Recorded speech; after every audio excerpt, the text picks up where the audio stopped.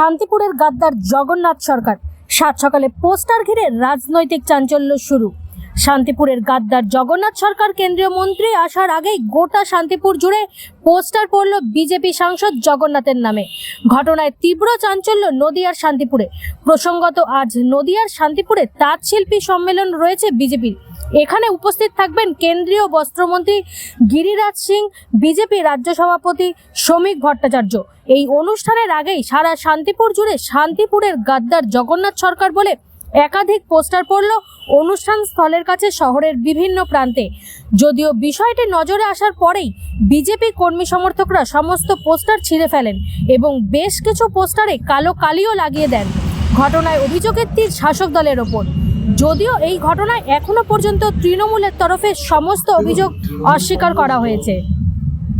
কখনো এই ধরনের কাজ সঙ্গে যুক্ত থাকে না, তার কারণ উনি তিনটে নির্বাচনে জয়যুক্ত হয়েছেন, দুটি সাংসদ নির্বাচন, একটি বিধানসভা নির্বাচন। তো কোনোদিন তো এর আগে এরকম পোস্টার পড়েনি ওনার নামে। দ্বিতীয় কথা হচ্ছে, যারা অভিযোগ করছে তৃণমূলের নামে তারা সঠিকভাবে তদন্ত করুক, তদন্ত করে অভিযোগ করুক। আর আমি আপনাকে একটা তথ্য দিয়ে রাখি, সেটা নিশ্চিতভাবে তাদেরও জানা উচিত যারা বলছে।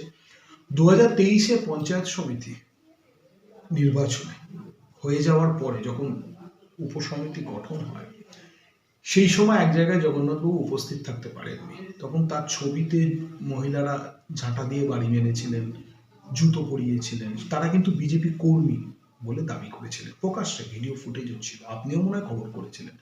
তাহলে সেটা যদি হতে পারে, তাহলে এইটা কেন বিজেপি করবে না? ব্যাপারটা এইরকম তো ভাবার কোনো কারণ নেই। ওইটা তো আর তৃণমূল করেনি, তাহলে উনি তো সেই সময় এরকম ঘটনার সাক্ষী ছিলেন, নিজেও ছিলেন, কিন্তু তারপরও 24 সালে উনি জিতেছেন। সেজন্য তৃণমূল এই ধরনের কালচারের সাথে কখনো যুক্ত থাকে না, থাকার প্রয়োজনীয়তা নেই। আর পড়ে রইল গিরিরাজ সিং এর আসার কথা।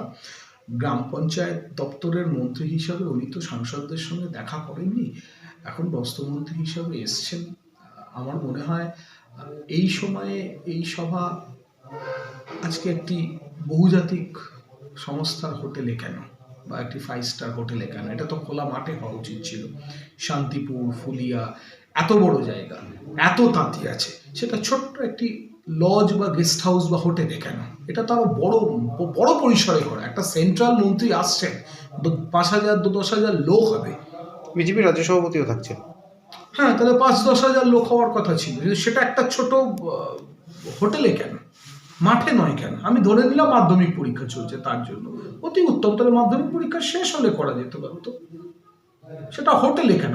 ওই আপনি বলুন, ওখানে কতজন তাঁতি যেতে পারবে? 100-200? এর বেশি হবে। তাহলে প্র্যাকটিক্যাল হতে হবে। তো আমি যদি মনে করি ডেভেলপমেন্ট করব, তাহলে ডেভেলপমেন্টের জন্য যে সভা হবে, সেটা ডেভেলপমেন্টের মতো করে সভাটা করতে হবে। আর যদি মনে হয় যে না, আমি ভোটের আগে শুধুমাত্র ভোট কেনার জন্য কিছু প্রতিশ্রুতি দেব, সেটা হলেও এইটা ঠিক আছে।